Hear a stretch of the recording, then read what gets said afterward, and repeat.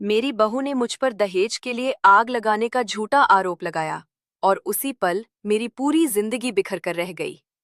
जिस औरत ने मुझे माँ कहकर पुकारा था, उसी ने मुझे समाज और कानून की नजरों में अपराधी बना दिया। लेकिन जब इस केस की सुनवाई शुरू हुई, तब एक एक परत खुलने लगी और ऐसी सच्चाई सामने आई कि मेरी बहू सिया की रूह तक कांप गई। उसे लगता था कि मैं बस एक साधारण सी बुजुर्ग औरत हूँ, जिसने जिंदगी भर सिर्फ रसोई संभाली और बच्चों की परवरिश की।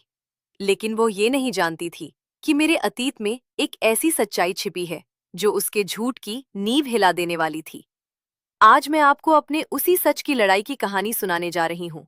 एक ऐसी कहानी जो आपको झूठ के खिलाफ खड़े होने की हिम्मत और प्रेरणा दोनों देगी। मेरा नाम शारदा देवी है, उम्र 65 साल। और जिस दिन मेरी जिंदगी ने मुझसे सबसे बड़ा इम्तिहान लिया, उस दिन दोपहर का वक्त था। बिल्कुल आम सा। दिल्ली के जिस मध्यम वर्गीय मोहल्ले में मैं रहती थी, वहां दोपहर के समय अजीब सी खामोशी छा जाती थी।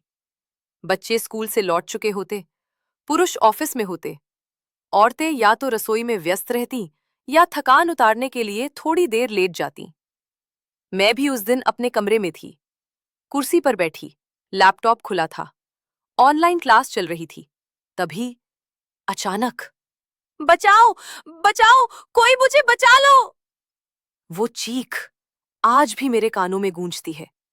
मैं कुछ समझ पाती उससे पहले ही घर का दरवाजा जोर से खुला और मेरी बहू सिया आग की लपटों में घिरी साड़ी के पल्लू के साथ गली में भागती हुई निकल गई। मैं सन्न रह गई।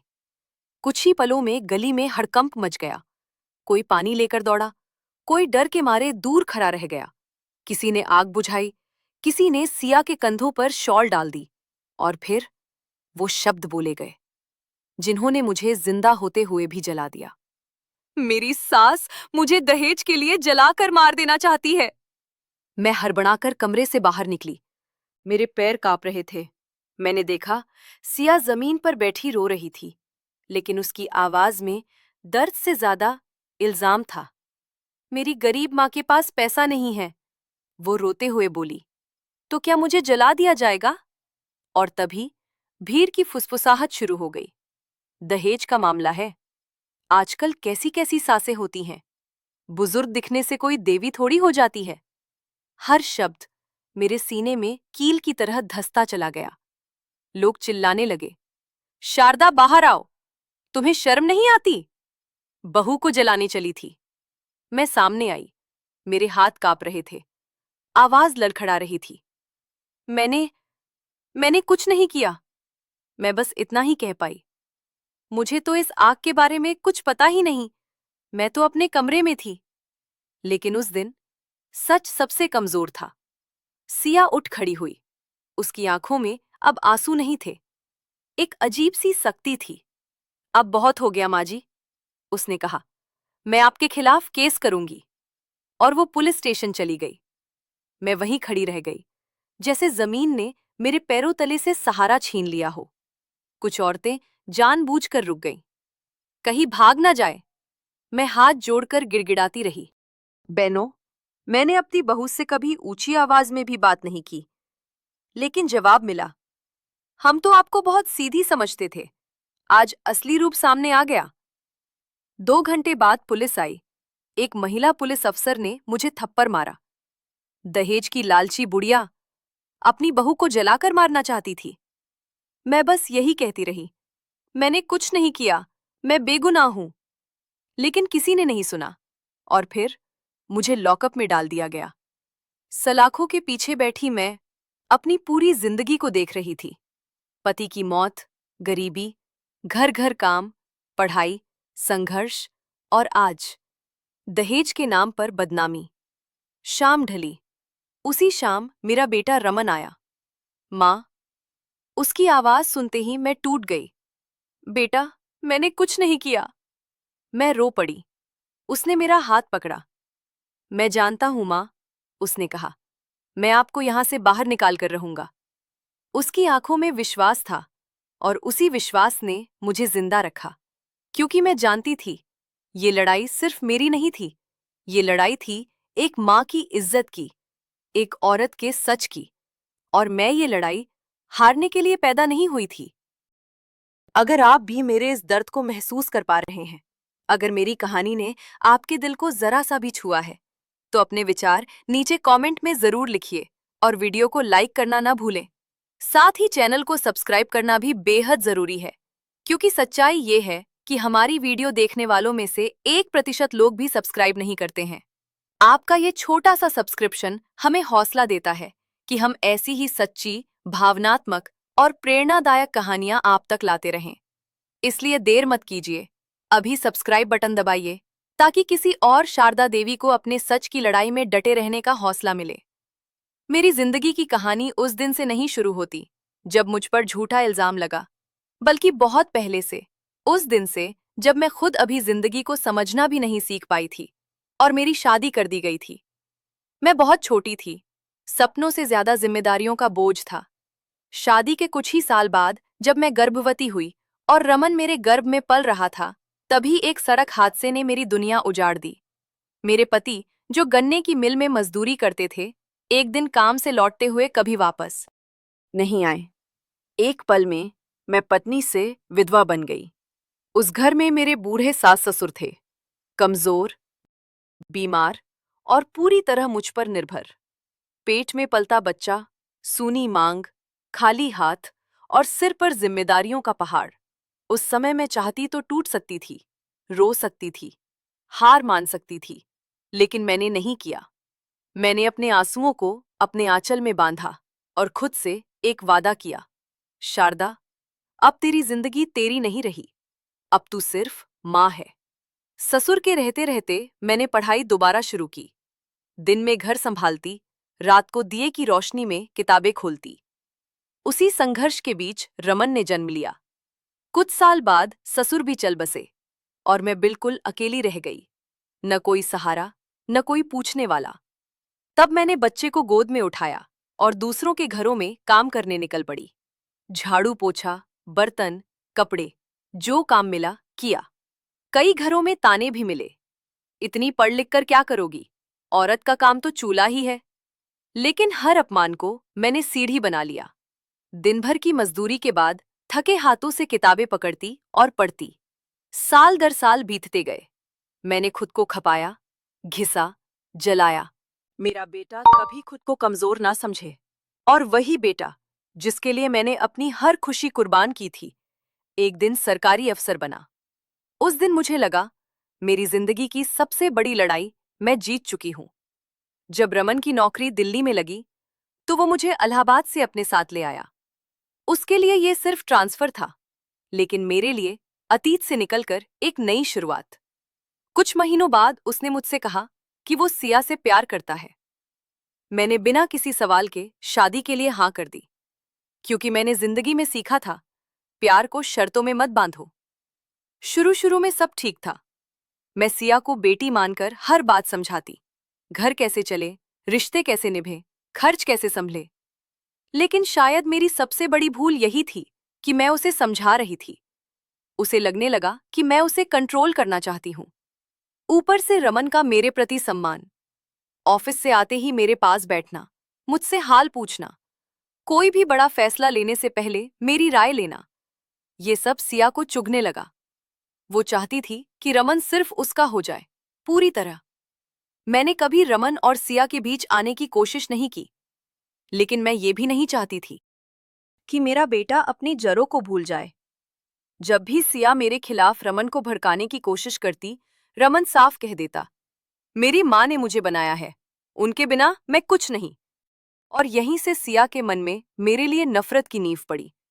वो हर बात अपनी माँ को फोन पर बताने लगी और उधर से उसे जहर भरे सुझाव मिलने लगे। अलग रहो, वृद्धाश्रम भेजो, या किसी तरह इस बूढ़ी औरत को रास्ते से हटाओ। मुझे तब नहीं पता था कि जिस घर में मैं शांति से दिया जलाती थी, वहीं मेरे खिलाफ आग की साजिश रची जा रही थी। मैं यही समझती रही कि समय के साथ सब ठीक हो जाएगा, लेकिन मैं ये भूल गई थी कि जब लालच, ईर्ष्या और स्वार्थ मिल जाते हैं, तो वे रिश्तों को जलाने में एक पल भी नहीं लगाते। जिस दिन मुझे लॉकअप में डाला गया, उस रात मैंने पहली बार जिंदगी से नहीं, बल्कि इंसानों से डर महसूस किया। लोहे की सलाखों के पीछे बैठी मैं दीवार से टिक गई थी, आंखें बंद कर ली थी, लेकिन हर आवाज मुझे चीर रही थी। आसपास बैठी औरतें ताने मार रही थीं। देखो, इस उम्र में भी दहेज की भूख नहीं गई। ऐसी सासों की वजह से हम सब बदनाम होते हैं। हर शब्द मेरे सीने में हथौड़े की तरह लगे। मैं चुप रही, क्योंकि मैंने पूरी जिंदगी यही सीखा था कि सच को चिल्लाने की जरूरत नहीं होती, वो समय आने पर खुद बोलता है। फिर भी उस अंधेरी कोठरी में बैठकर मेरे मन में एक ही सवाल बार बार उठ रहा था। शारदा, तूने क्या गलती की? क्या बेटे को अच्छा इंसान बनाना गुनाह है? क्या बहू को बेटी समझना अपराध है? मेरी आंखों से आंसू बहते रहे, लेकिन मैंने उन्हें पोंछने की कोशिश नहीं की, क्योंकि उस वक्त मुझे अपने आंसुओं से भी डर लग रहा था, कहीं वे मुझे कमजोर न बना दें। तभी किसी ने सलाखों के बाहर से कहा, मां! मैंने आंखें खोली। सामने रमन खड़ा था। उसका चेहरा थका हुआ था, आंखें लाल थीं। मैंने दौड़कर उसका हाथ पकड़ा। बेटा, मैंने कुछ नहीं किया, भगवान की कसम, मैंने उसे कभी छुआ तक नहीं। मेरी आवाज टूट रही थी। उसने मेरा हाथ कसकर थाम लिया। मां, मुझे सब पता है। आप जैसी हैं वैसी कोई औरत झूठा इल्जाम नहीं लगा सकती। मैं आपको यहां से निकाल कर रहूंगा। उस एक वाक्य ने मुझे फिर से खड़ा कर दिया।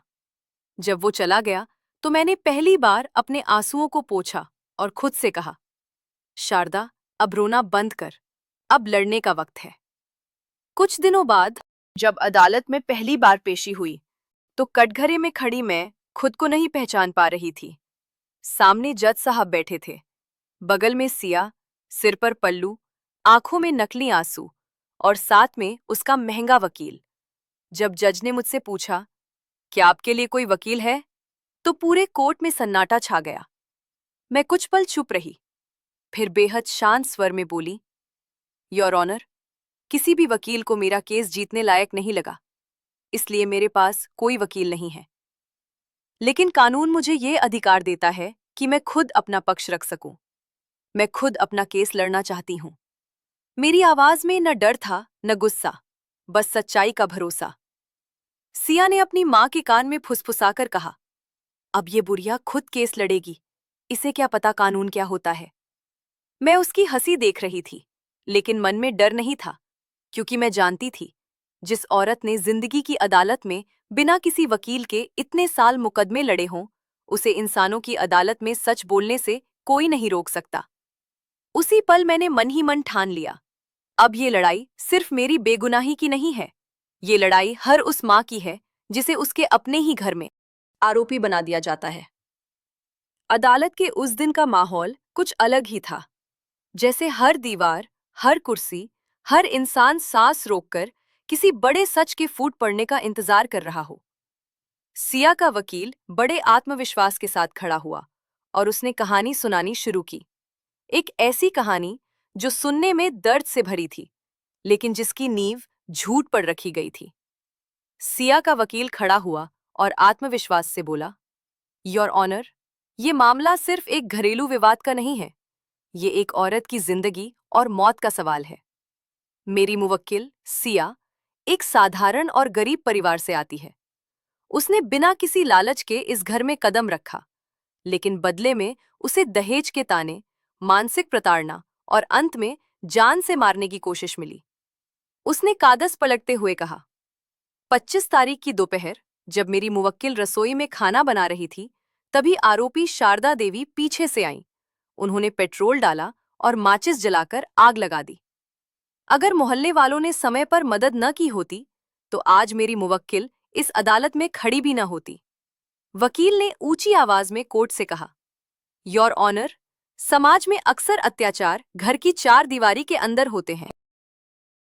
बाहर वालों को सच्चाई का पता नहीं चलता, लेकिन जब एक बहू आग में घिरी हुई बाहर भागती है और मदद की गुहार लगाती है, तो ये अपने आप में सबसे बड़ा सबूत होता है। गवाहों की ओर इशारा करते हुए वह बोला, इन सभी गवाहों ने अपनी आंखों से देखा है कि सिया जलती हुई बाहर आई थी, और वह लगातार यही चिल्ला रही थी कि उसकी सास उसे दहेज के लिए मारना चाहती है। इतने सारे लोग क्या एक साथ झूठ बोल सकते हैं? एक एक कर गवाह बुलाए गए। सभी ने लगभग एक जैसी गवाही दी। हमने बहू को आग में गिरा देखा। वह चिल्ला रही थी कि उसकी सास ने उसे जलाने की कोशिश की। लोग मेरी ओर ऐसे देखने लगे जैसे मैं कोई राक्षसी हूं। कानाफूसी होने लगी। इतनी सीधी दिखने वाली औरत, देखो सास हो तो ऐसी।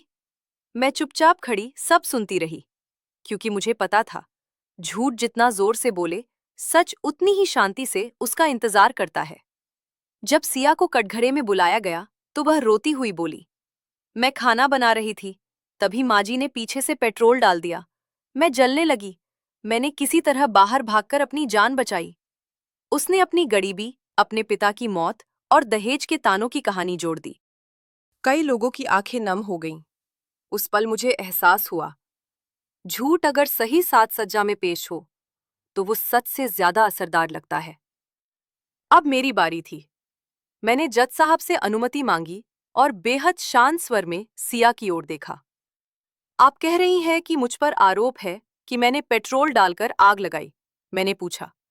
तो जरा अदालत को ये बताइए कि ऐसा कौन सा पेट्रोल होता है जिसकी आग सिर्फ साड़ी के पल्लू में लगे और शरीर पर एक भी जलने का निशान न छोड़े। पूरा कोर्ट सन्न रह गया। मैंने जज का ध्यान सिया की ओर दिलाया। अगर पेट्रोल सच में डाला गया होता तो आग पल भर में फैलती। यहां ना तो त्वचा जली है, न बाल, न बदन पर कोई निशान। सिया घबरा गई। उसने कहा, मैं हट गई थी। मैंने तुरंत पूछा, अभी तो आपने कहा कि पेट्रोल पीछे से डाला गया था। अगर पीछे से डाला गया तो हटने का मौका कैसे मिला? उसके चेहरे का रंग उड़ने लगा। फिर मैंने गवाहों से सवाल किए, क्या आपने सिया के कपड़ों में पेट्रोल की गंध महसूस की थी? सबने ना में सिर हिलाया। क्या उसके शरीर पर जलने के निशान थे? फिर वही जवाब। अंत में मैंने अपनी मेडिकल रिपोर्ट अदालत के सामने रखी और कहा, योर ऑनर, मेरे हाथ में ऐसी बीमारी है कि हाथ कांपते हैं। माचिस जलाना मेरे लिए खुद मुश्किल है। और एक बात और, 65 साल की एक महिला अगर 30 साल की युवती पर हमला करे तो क्या वो चुपचाप खड़ी रहेगी? क्या वो खुद को बचाने की कोशिश नहीं करेगी? क्या उसके लिए एक 65 साल ही महिला पर हमला करना बहुत मुश्किल है? मेरे सवाल किसी पर हमला नहीं थे। वे बस सच के आईने थे। और जैसे जैसे सच सामने आता गया, अदालत की हवा बदलने लगी। मैंने जज साहब की ओर देखकर मन ही मन कहा, अब फैसला आपका नहीं, सच्चाई का है। उस दिन जब कार्यवाही स्थगित हुई तो मैंने महसूस किया, झूठ अब मजबूत नहीं रहा, वह कांपने लगा है। और जब झूठ कांपता है तो सच के जीतने में देर नहीं लगती। अदालत में सिया की हालत देखकर मुझे पहली बार एहसास हुआ कि झूठ चाहे कितना भी सच धज कर आए, सच के सामने उसकी सांस फूलने लगती है। सिया की ओर देखती तो लगता जैसे काटो तो खून नहीं। उसकी आंखें बार बार मेरी ओर उठती, फिर झट से झुक जाती। वह समझ ही नहीं पा रही थी कि एक साधारण सी बूढ़ी औरत इतने सधे हुए तर्क कैसे रख पा रही है। जब जज साहब ने उस दिन की कार्यवाही समाप्त की और अगली तारीख दे दी, तो सिया बिना मेरी ओर देखे सीधे अपने वकील सुरेंद्र नाथ के कैबिन में चली गई। बाद में मुझे पता चला कि वहां उसने लगभग चीखते हुए कहा था, आप कोर्ट में क्या कर रहे थे? जब वो इस तरह दलीलें दे रही थी तो आपके पास जवाब क्यों नहीं था? और सुरेंद्र नाथ ने थके और सच्चे स्वर में कहा था, देखिए सिया जी, उनकी हर बात पूरी तरह तार्किक थी। बीच में बोलकर ऑब्जेक्शन उठाने का कोई आधार ही नहीं था। मैं क्या कहता? फिर कुछ पल रुककर उसने जो कहा, वही इस केस की असली सच्चाई थी। और सबसे बड़ी बात, शारदा देवी जिस तरह से तैयारी करके आई थीं, वो किसी आम 65 साल की महिला का काम नहीं हो सकता। ऐसा लग रहा था जैसे कोई मंझा हुआ वकील अपना ही केस लड़ रहा हो। बस यहीं से कहानी पलट गई। मुझे बताया गया कि इसके बाद सुरेंद्र नाथ ने सिया से सीधा सवाल किया, आपने मुझे अपनी सास के बारे में पूरी बात क्यों नहीं बताई? सिया ने घबराकर कहा, मुझे जो पता था वही बताया। वो घर में रहती हैं, पूजा पाठ करती हैं, घर के काम करती हैं। तब सुरेंद्र नाथ ने गंभीर होकर कहा, नहीं, कुछ तो है जो आप या तो जानती नहीं थी या जानना नहीं चाहती थी। एक बात बताइए, आपकी सास यहाँ आने से पहले इलाहाबाद में रहती थी ना? सिया ने हाँ कहा। रमन की नौकरी के कारण 2 साल पहले ही दिल्ली आए। और यहीं से सच का पर्दा उठने लगा। सुरेंद्र नाथ ने फोन उठाया और इलाहाबाद हाई कोर्ट और डिस्ट्रिक्ट कोर्ट में अपने परिचित वकीलों को एक एक कर फोन लगाने लगे। मैं वहां मौजूद नहीं थी, लेकिन जो बताया गया वो मेरे लिए भी एक अजीब सा पल था। जैसे जैसे बातें आगे बढ़ती गईं, उनके चेहरे के भाव बदलते चले गए। पहले हैरानी, फिर अविश्वास और फिर गुस्सा। सिया वहीं बैठी, अपनी साड़ी के पल्लू का कोना मरोड़ रही थी, जैसे कोई फैसला उसके हाथों से फिसल रहा हो। आखिरकार सुरेंद्र नाथ ने फोन रखा, सिया की ओर देखा और गुस्से में कहा, आपको अपनी सास के बारे में कुछ भी नहीं पता। आपकी सास इलाहाबाद हाईकोर्ट की जानी मानी वकील रह चुकी हैं। उन्होंने करीब 10 साल पहले वकालत छोड़ी थी, लेकिन आज भी वहां के कई वरिष्ठ वकील उन्हें अपना आदर्श मानते हैं। आप 6 महीने उस घर में रहीं और आपको इसका अंदाजा तक नहीं हुआ। आपने मुझे भी फंसा दिया। मेरा आज तक का रिकॉर्ड था, मैंने एक भी केस नहीं हारा। और आज, ये कहकर वो सिर पकड़कर कुर्सी पर बैठ गया। जब मुझे ये सब पता चला तो मैंने पहली बार महसूस किया, जिस आग में मुझे जलाने की कोशिश की गई थी, वही आग अब झूठ बोलने वालों के पैरों के नीचे लग चुकी थी। सिया के होश उड़ चुके थे। उसका दिल जैसे धक से रह गया था। उसे लगा कि वो वहीं गिर जाएगी। उसने मेज पकड़ ली। वो बार बार यही सोच रही थी कि जिस औरत को वो कम पढ़ी लिखी, सीधी सादी और सिर्फ घर के काम करने वाली समझती रही, वो दरअसल एक ऐसी औरत थी जिसने जिंदगी और कानून दोनों की लड़ाइयां लड़ी थीं। उस दिन के बाद से सिया की नींद, उसका चैन, उसका आत्मविश्वास सब छिन चुका था। और इसी उधेड़बुन, इसी डर और इसी टूटन के साथ केस की अगली सुनवाई का दिन आ पहुंचा। उस दिन अदालत में खड़ी मैं खुद को बहुत अजीब महसूस कर रही थी। ऐसा नहीं था कि मुझे डर लग रहा था। डर तो मुझे तब लगा था जब मुझे बिना सुने जेल की सलाखों के पीछे डाल दिया गया था। आज तो मेरे अंदर बस एक ठंडा सा सुकून था। सिया मुझे ऐसे देख रही थी जैसे कोई शिकार अचानक शिकारी बन जाए। उसकी आंखों में घबराहट थी, हाथ कांप रहे थे और चेहरा ऐसा पीला पड़ गया था जैसे काटो तो खून नहीं। मैं समझ रही थी, आज उसे पहली बार एहसास हो रहा था कि जिसे वो एक बेबस, अनपढ़, घर में चुपचाप काम करने वाली बूढ़ी औरत समझ रही थी, वो इतनी कमजोर नहीं है। उस सुनवाई के दिन अदालत में माहौल बिल्कुल बदला हुआ था। इस बार मैं सिर झुकाकर नहीं खड़ी थी, मैं सीधी खड़ी थी, क्योंकि अब मेरे पास सिर्फ सच्चाई नहीं, सबूत भी था। दोनों पक्षों में लंबी बहस हुई। सिया का वकील हर संभव कोशिश कर रहा था, लेकिन अनुभव किताबों से नहीं, जिंदगी से आता है, और वो मेरे पास था। आखिर में मैंने जज साहब से कहा, जज साहब, अब मैं वो आखिरी सबूत पेश करना चाहती हूँ, जिससे इस केस का फैसला आज ही हो जाएगा। मैंने अपना लैपटॉप खोला। कुछ युवा लड़के मेरे साथ अदालत में आए थे। मैंने कहा, जिस समय मुझ पर आग लगाने का आरोप लगाया जा रहा है, उस समय मैं एक लाइव ऑनलाइन क्लास ले रही थी। ये मेरे छात्र हैं और ये उसकी रिकॉर्डिंग। जब स्क्रीन पर वीडियो चला, अदालत सन्न रह गई। अब सवाल सिर्फ केस का नहीं था, सवाल झूठ और सच्चाई का था। मैंने शांत आवाज में कहा, अब आप ही बताइए, जब मैं लाइव क्लास ले रही थी तो मैं अपराध कैसे कर सकती हूँ? उस पल सिया की दुनिया ढह चुकी थी। केस ही नहीं, उसका झूठ, उसकी साजिश और उसका अहंकार सब खत्म हो चुका था। फैसला मेरे पक्ष में आया। जज साहब ने मुझे बेगुनाह घोषित किया। मैंने कहा, जज साहब, बेगुनाह तो मैं हमेशा से थी, लेकिन जिन दिनों मुझे जेल में रहना पड़ा, समाज में मेरी इज्जत उछाली गई, उसकी भरपाई कौन करेगा? कोर्ट में सन्नाटा था। फिर तालियां बजीं। मेरे लिए नहीं, सच्चाई के लिए। मेरा बेटा रमन दौड़कर आया और मुझसे लिपट गया। उसकी आंखों में गर्व था।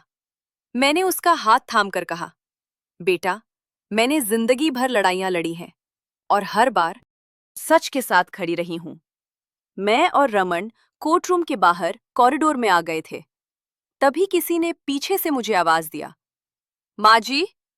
मैंने पलट के देखा, वो सिया थी। अगले ही पल सिया मेरे पैरों में गिर गई। माँ जी, मुझे माफ कर दीजिए। मैं बहक गई थी, अंधी हो गई थी। मैं बस रमन को पूरी तरह अपना बनाना चाहती थी, और उसी चाह में मैंने वो कर दिया जो कभी नहीं करना चाहिए था। मैंने आपके साथ बहुत बड़ा अन्याय किया है। कृपया मुझे एक मौका दीजिए। मैं वादा करती हूँ, मैं आपको कभी शिकायत का मौका नहीं दूंगी। मैं एक बहुत अच्छी बहू बनकर दिखाऊंगी। बस एक बार मुझे माफ कर दीजिए। सिया गिड़गिड़ाने लगी। मैं पीछे हट गई। मैंने कहा, तुम्हें मुझसे नहीं, रमन से माफी मांगनी चाहिए।